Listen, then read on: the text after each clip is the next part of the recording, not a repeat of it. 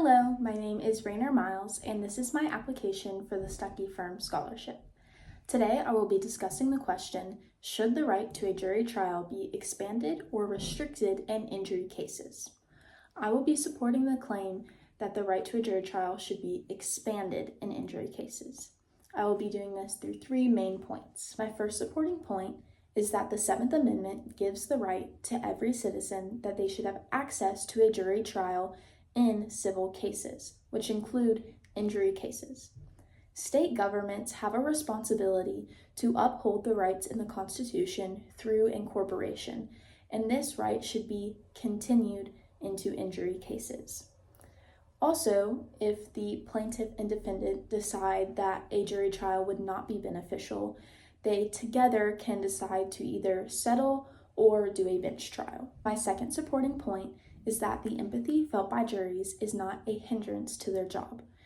We see in the work life of judges that they have a lot of psychological demand, and this was associated with high burnout in a study by Baker and his colleagues.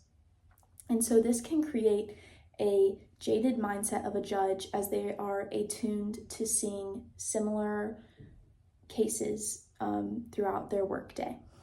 It's also important to point out that the Department of Justice found that judges supported the plaintiff in 56% of tort trials, while juries supported the plaintiff in 51% of tort trials.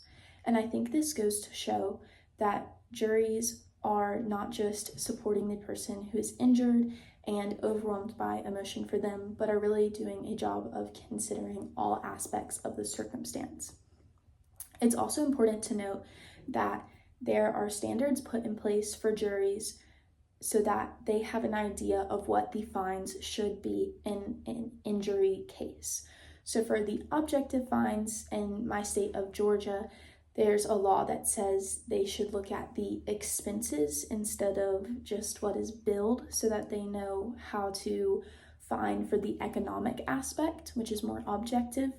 And for the subjective, something like psychological or emotional harm that was caused, there are limits on the fines so that they cannot just say an outrageous number. My last supporting point is that though some people say jury trials are too expensive and lengthy to continue, it is important to uphold this right as it is only 4% of tort cases that actually go to trial, both bench and jury trial. Thank you.